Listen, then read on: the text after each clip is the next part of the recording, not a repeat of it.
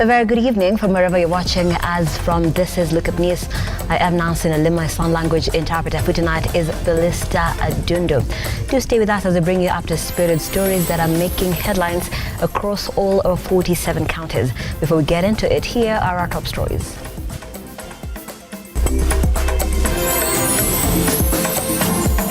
Tonight on Look Up News, Interior CS Kithure Kindiki blames passport backlog on corruption and vows to deal with cartels at Nyayo House.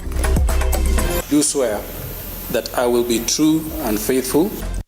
Humprey Mulongo sworn in as the new KRA Commissioner General. And the government set to construct bracelet and skin industries, says Deputy President Rigathi Gachagua as it closes the Ma Cultural Festival. Once more, welcome to the broadcast. The day is the 24th of August 2023, and of course we want to hear from you where you're watching as from, and as well you can stream this live broadcast at Lookuptv on Twitter, Lookuptv on Facebook, and Lookuptv on our YouTube channel. Let's begin. Interior Cabinet Secretary Kithure Kindiki has admitted the existence of corrupt officials in the Immigration Department and vowed to fight the menace. Kindiki made it clear that the ministry plans to open all roadblocks and checkpoints across the country to replace them with patrol officers who will work without borders in the country. As Stanley Lugari now reports, his sentiments came while appearing before 3 security parliamentary committees to explain various situational issues facing the ministry. While appearing before the 3 different security parliamentary committees on Thursday to explain the state of security and performance in the relevant department under the Ministry of Interior, Interior Cabinet Secretary Kithure Kindiki has acknowledged the ineffectiveness of performance in the Immigration Department domiciled at Nyayo House and has put officers working at the State Corporation on watch over what he termed rampant corruption allegations which should keenly be investigated. We have a problem of corrupt police officers, corrupt immigration officers. I have received a lot of complaints. The president has received complaints even from his counterparts outside this country, that as a country we have elements within the public service who are corrupt. Kindiki vowed to repair the passport printing machine to boost the processing process, insisting that the issuance of passports is still ongoing. We are still having a passport backlog. We had hoped that we'll clear it by July. Until now, we have a backlog of about 58,000, and we are printing about 5,000 passports per day, 2,500 in the day, 2,500 in the night. We will clear that backlog and we will turn, while the ID might take up to 21 days because of maybe special security procedures, the passport must take 7 days. The CS averred the following President William Ruto's order. The ministry has initiated plans to remove roadblocks across the country by November 1st. As a policy, Honorable Chair and Honorable Members, we have eliminated, the government has eliminated roadblocks across the country, and they are only erected on a needs basis. We are eventually going to get rid of all roadblocks of whatever nature by 1st of November. And the purpose of this National Northern Corridor Transit Patrol Unit, which is established by the Traffic Department of the Kenya Police Service, is to ensure that the motor vehicles that are ferrying goods within through our country, but within the East African community space, that these vehicles first are secure. He further ascertained that the ministry will reinforce security officers to contain cases of insecurity in the northern parts of the country. Depends on the threats. Baringo, people have died every day. Like you can say, Samburu, as late as last week, we lost 1 person. So we will provide all communities that are experiencing unique threats with supplementary protection through NPRs. based on the levels of threat. Appearing before the Internal Security Departmental Committee, Interior Cabinet Secretary Kithure Kindiki has revealed that the ministry has so far recovered 78% of stolen livestock and is intending to increase the number by raising the number of security reservists across the country. Stanley Lugaria, Lookuptv. Thank you, Lugari, for that story. Now, Humprey Mulongo Watanga is the new KRA Commissioner General after taking oath of office at the Supreme Court today morning. Watanga, who replaces Githin Mburu, who resigned in February this year, becomes the 7th Commissioner General after being appointed by Treasury and Economic Planning CS and Njuguna Ndung'u through a Gazette notice dated August 2023.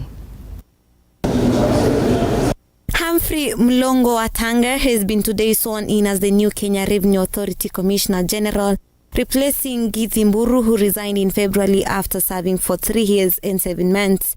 With his resignation coming amid major changes at helm of the institution which affected several heads of the department. Humprey Mulongo Watanga, having been appointed as the Commissioner General of the Kenya Revenue Authority, do swear that I will be true and faithful to the best of my ability and power in the execution of the trust committed to my charge and inspection in the service of the Kenya Revenue Authority, and that I shall not acquire, take or receive any fee, gratuity or reward, whether pecuniary or in any sort, so help me God.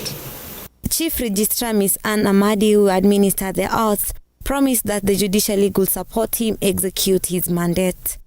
And the chair has told us that they picked the best, and that assures us that you have what it takes for this very heavy responsibility.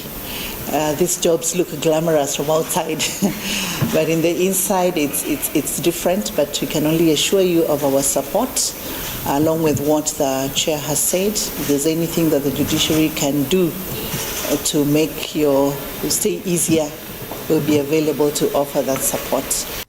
While acknowledging the big responsibility ahead of him, Mulongo noted that he will be integrating technology into care operations to achieve the Kenya shilling 3 billion revenue collection target set for 2023-2023 financial year.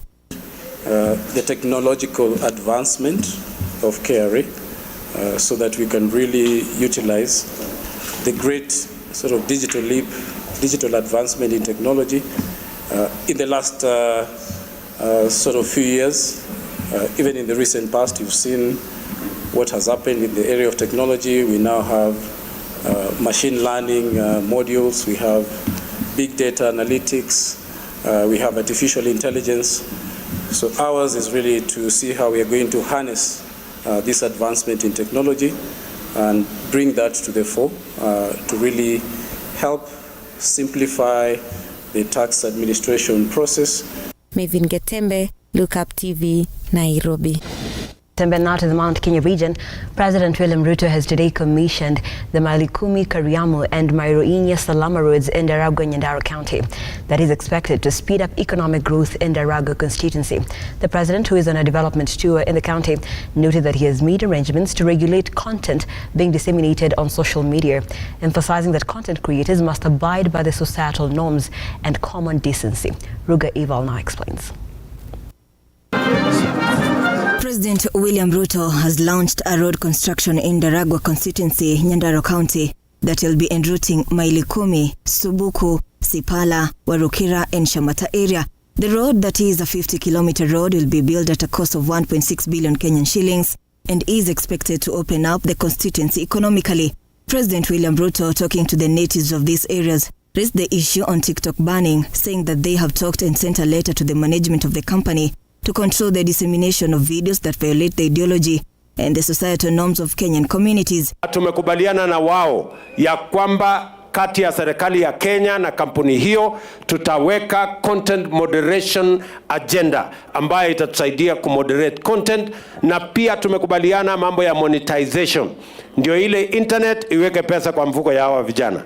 Tunaelewana? He also explained that the construction of the 50-kilometer long tape road will benefit the locals in different ways, including attracting investors and traders from neighboring counties, especially the sale of agricultural products. Hii barabara yenu kutoka maili 10 hapo kuja Subuku kuja hapa Shamata kwenda mpaka Kariamu, hii barabara tutatengeneza, na mimi nataka niwahakikishie mwaka 1.5 itakamilika, mimi nitakuja hapa kufungua.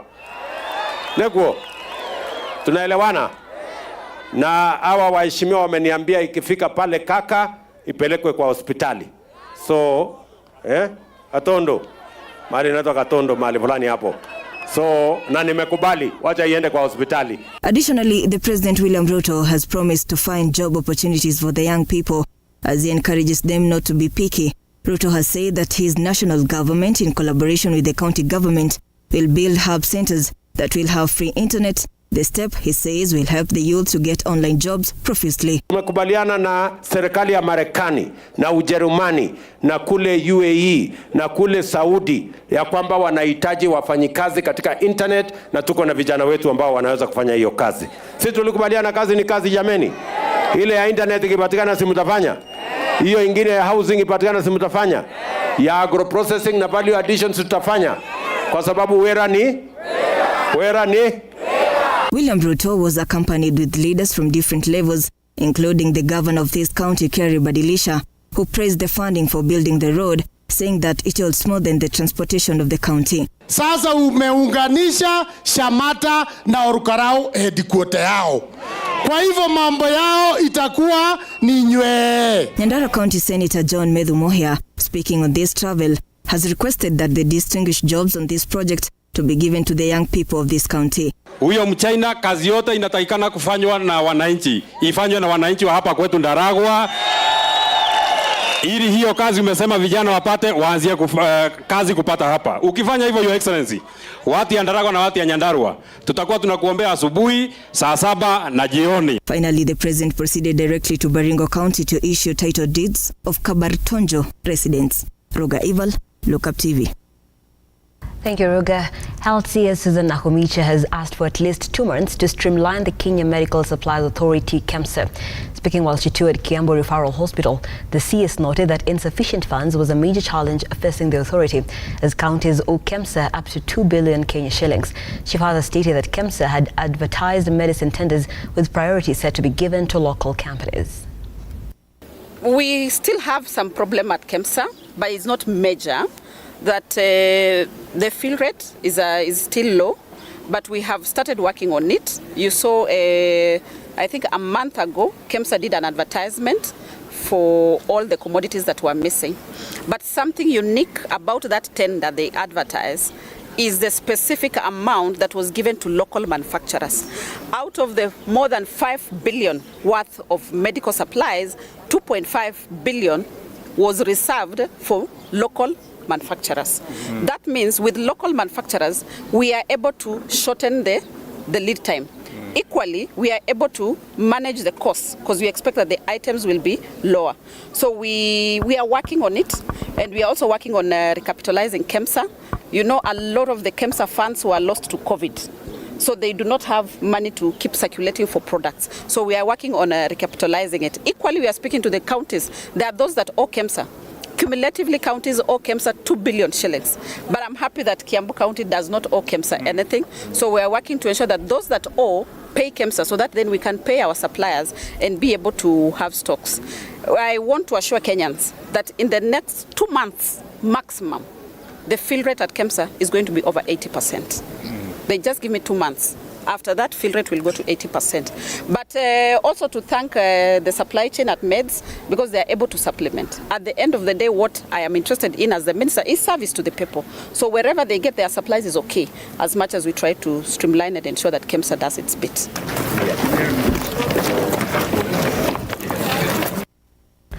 And we're due for a fast break here on the program. But when we come back, we have very interesting stories, including, those long queues during elections on the voting day. And do you think there's a way around it? A young innovator from MURANGA County perhaps has the solution. Don't go too far.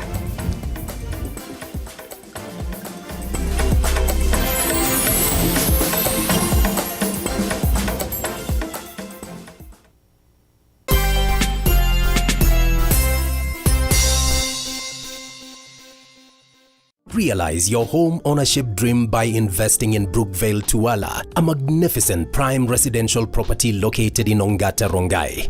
Brookvale Tuala by Safaricom Investment Cooperative overlooks the majestic Ngong Hills and lies only 24 kilometers from Nairobi CBD. The project boasts of well-serviced plots with a perimeter wall, graded roads and a borehole. 50 by 100 plots are going for 1.4 million shillings with a flexible payment plan of up to 6 months. To book your plot, call 0729-121212 today. Safaricom Investment Cooperative, the investment partner of choice.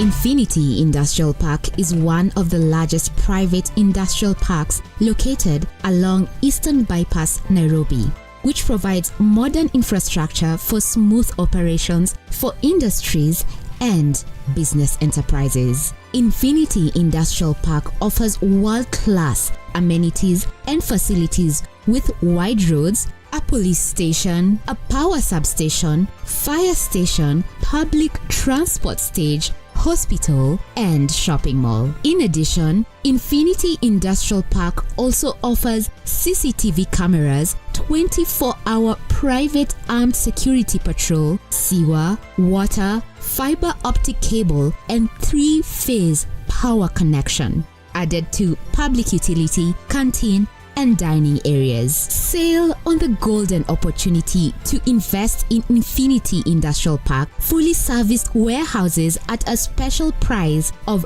3,569 Kenyan shillings per square foot. For more inquiries, visit our website infinityindustrialpark.com.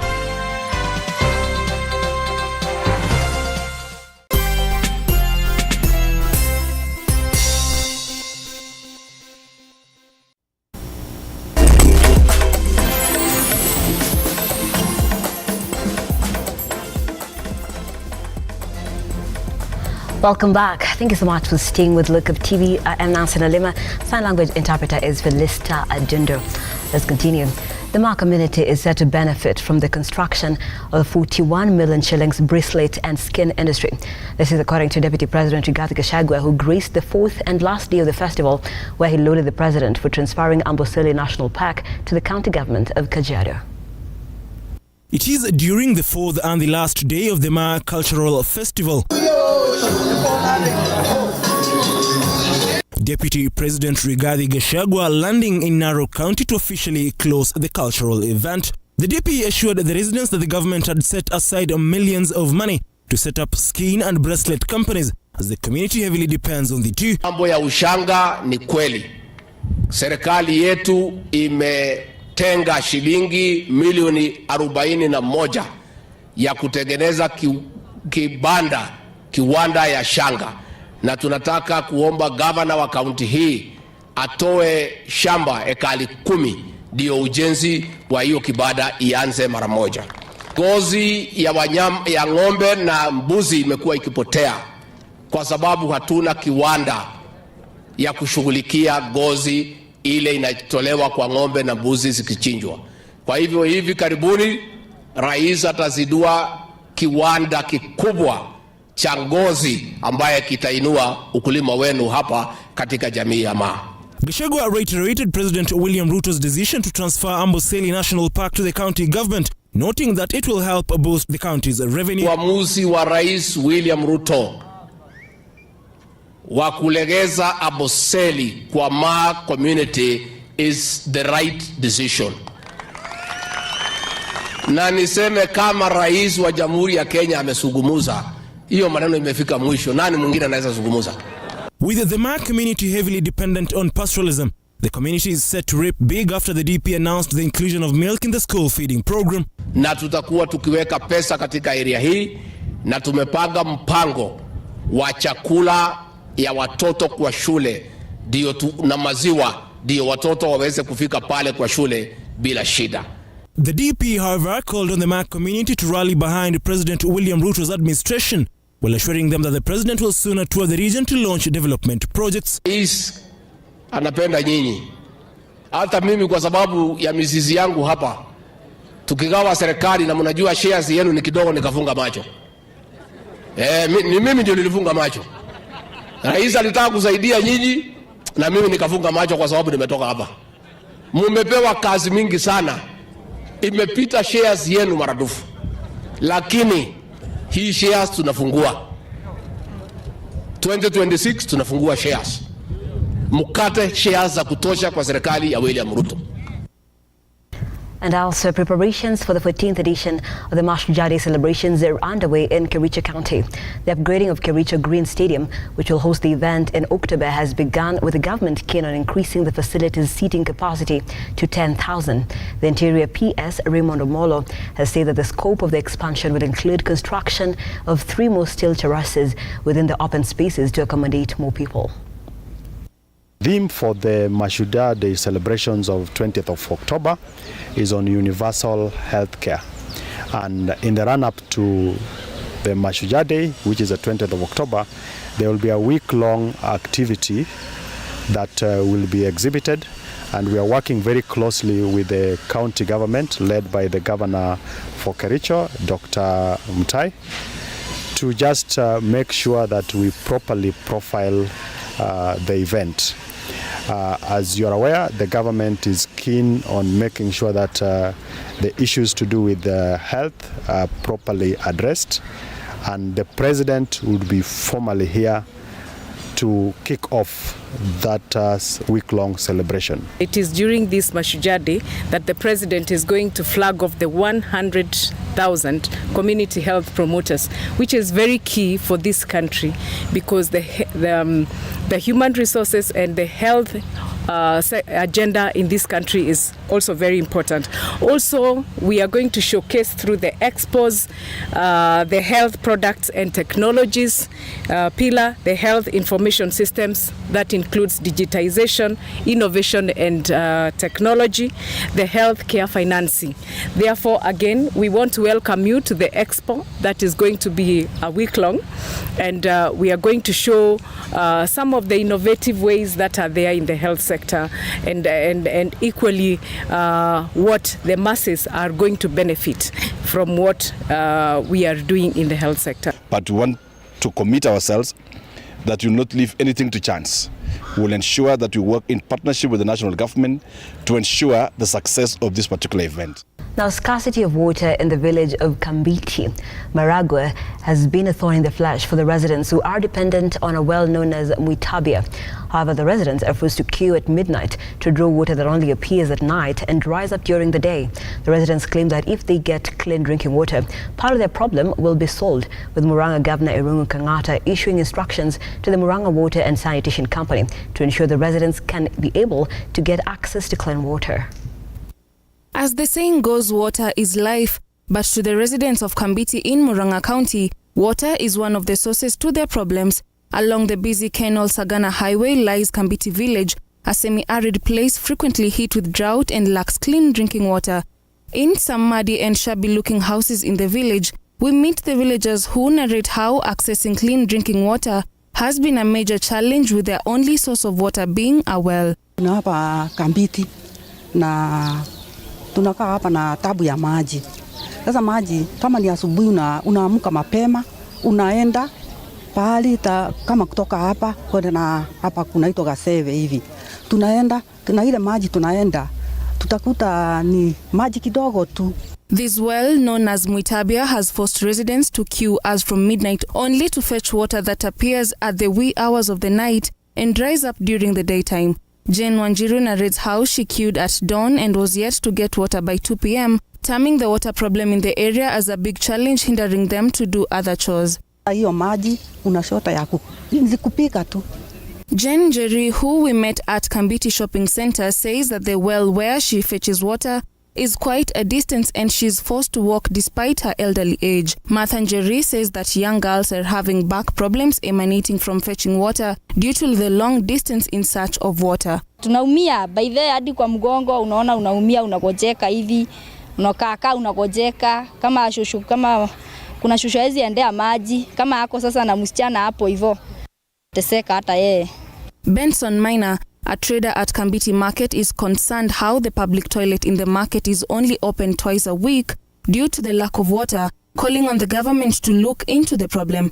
Maji haitoshi na sana sana hata ukiangalia saidi kuna choo ambacho kinastahili kuwa kimefunguliwa, lakini kinafunguliwa kama kwa wiki siku mbili juu ya shida hiyo ya maji. Luckily, their pleas fell to the ears of Murang'a Governor Dr. Irungu Kang'ata, who ordered Murang'a Water and Sanitation Company to distribute water to more areas in the county.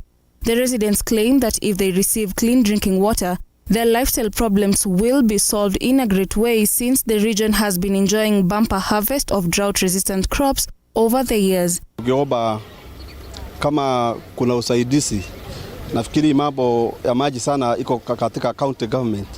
Wagetufikiria ili Kabiti iwe na maji ya kutosha. Nishin Mungasia, Lookuptv, Nairobi.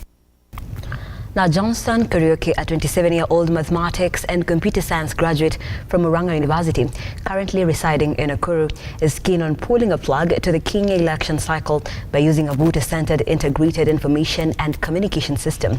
As Beatrice Njoroge now files, the application is aimed at curbing long queues during elections, as well as do away with the issue of spoiled votes. Take a look.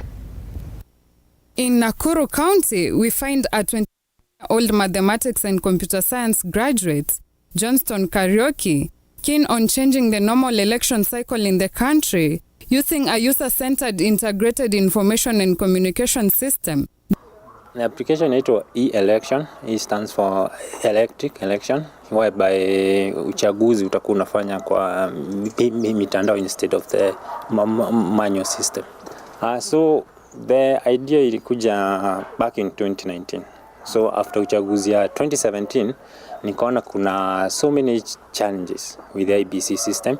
This application allows the voter to track the entire voting process and not only eliminates hours of queuing on voting days, but it also minimizes the cases of spoiled votes like witnessed in the previous election systems. I have divided the system into 3 different categories. For those people with the smartphone, it's an app. Utakuwa tuna download, unaweka kwa simu. For those people without smartphones, it will be incorporated kwa SIM toolkit, because kila simu iko na SIM toolkit. For those people without smartphones, without phones, so in every village kuna chief, and ideally a chief should be knowing everybody in their village. So kutakuwa na camp, IBC camp hapo kwa chief camp. Then kutakuwa na IBC mtu kusaidia watu hapo. So you just, kama una simu utaenda hapo, the registration process itafanyika hapo. Kariuki dubbed his application as e-election and calls upon the tech space and IEBC to embrace this system in a bid to bridge the existing gaps in the election process, which trigger mistrust and sometimes full-blown conflicts. An eligible voter will need an identity card number, a password or a fingerprint, and a verification code to log in and vote for a desired candidate in each elective position.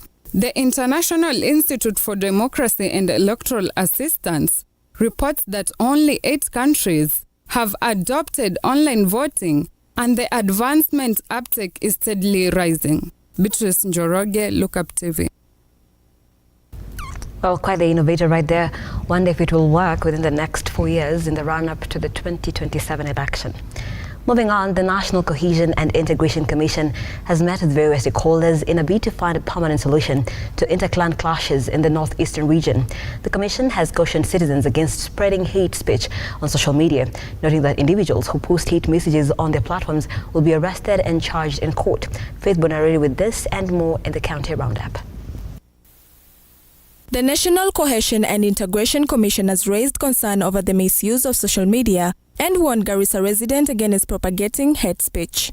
Speaking after a meeting with religious leaders, NCIC Commissioner Abdiaziz Farah said that investigations into retaliatory attacks and killing of certain people is ongoing. Here in Garissa, because of what happened the other day here in Garissa, where the killings of several people,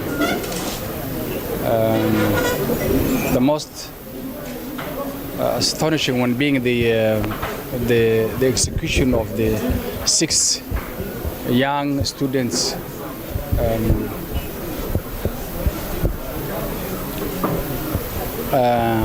we are here to make sure that that doesn't happen again in this world.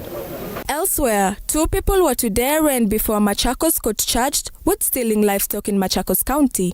The 2, Anastasia Wanjiku Mwangi and David Githuka, appeared before Victoria Ochanda, but did not take plea as investigations into the matter are still ongoing. The Office of Directorate of Public Prosecution urged the court to detain the accused person for 10 days to allow investigations to continue.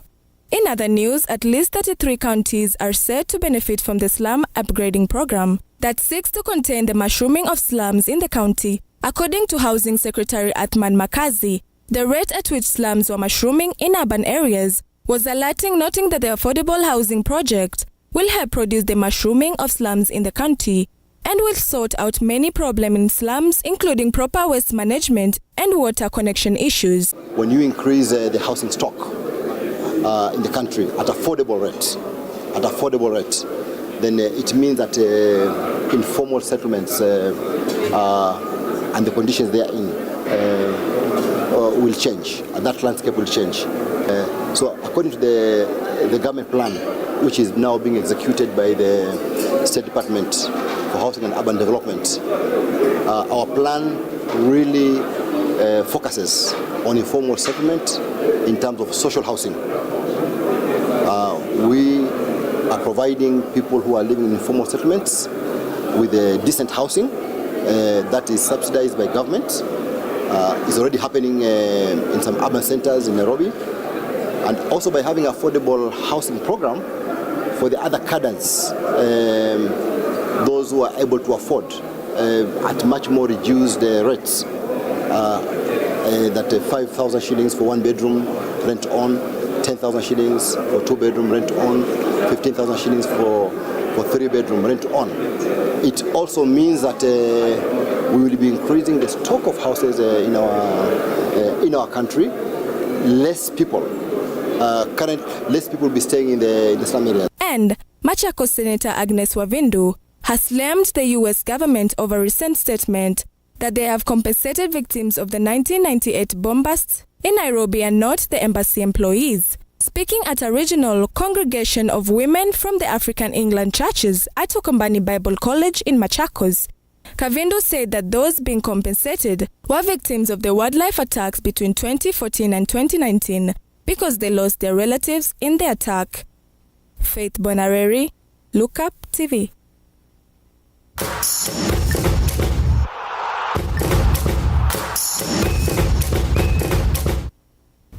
Time now to get sporty. FKF National Super League March officials began their 3-day mandatory 2023-2024 pre-season physical endurance test training at Kasarani Stadium. In today's program, the officials were taken through endurance and agility drills that will assess their physical ability, as well as medical tests that vouch for their fitness to officiate the league matches.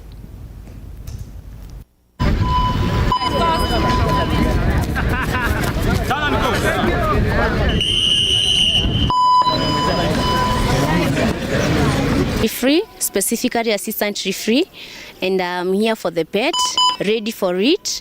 And we had this pet is very important for us as a referee for being tested our physically fit. And again, it took on changes of the law 2023-2024. Feel great to be back in action, especially for this 2023-2024 season. And it has been a nice pre-season. We've been taken through physical endurance test and medical, and I believe that we are ready. Now, the 3-day FKF Premier League and FKF Women Premier League pre-season PET training has concluded today at Kasarani Stadium. The program was undertaken by Kenya Football Federation FKF to train officials and match officials out of the new season scheduled to start this weekend. But today, we're making sure that 130 of them are well trained, they receive their exams, they understand the new laws of the game, and they know that we rely on them and how critical they are in the infrastructure of football. There's two aspects. One, there's human error in officiating. It's everywhere in the world. It's in the Premier League. It's everywhere in the world. It's in the World Cup.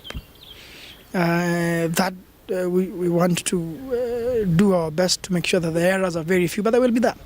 But secondly is to make sure that referees are upright, referees understand fairness and justice, that referees know that their decisions can cause a team to be promoted or relegated.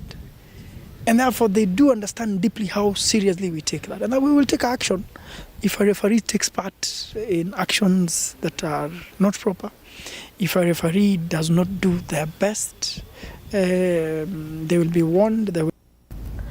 The DTB Banquet Golf Tournament heads to the PAR 70 Malindi Golf and Country Club for its fourth leg this Saturday, with over 200 golfers expected to participate.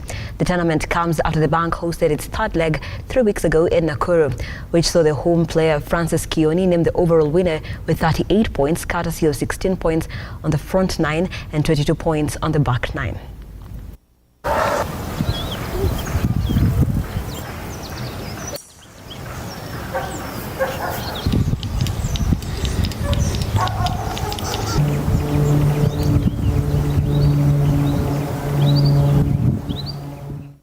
And staying on golf, KCB has supported the Kenya Ladies Open Golf Union Amateur Tournament scheduled for this weekend at PAR 72 Royal Nairobi Golf Club. Saturday's action will see over 100 lady golfers from Nairobi and its environs take on the 18-hole course. KCB Group Director Marketing and Communication Rosalind Gishuru noted that they have always been passionate about women and are excited to reach budding lady golfers who have shown dedication and a strong determination to improve their skills. After this edition, the tour will head to the Great Rift Valley Lodge on September 2nd for its 12th leg.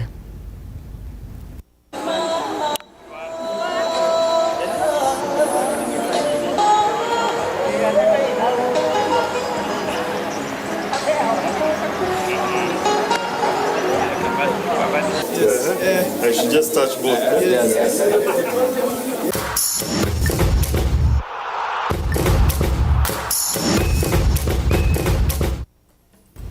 And just like that, we've come to the end of the broadcast. We appreciate you for taking time to hang out here with us and just get to know the latest of what's happening across our 47 counties. I'm Nancy Nalimo. Our sign language interpreter has been Felista Adundo.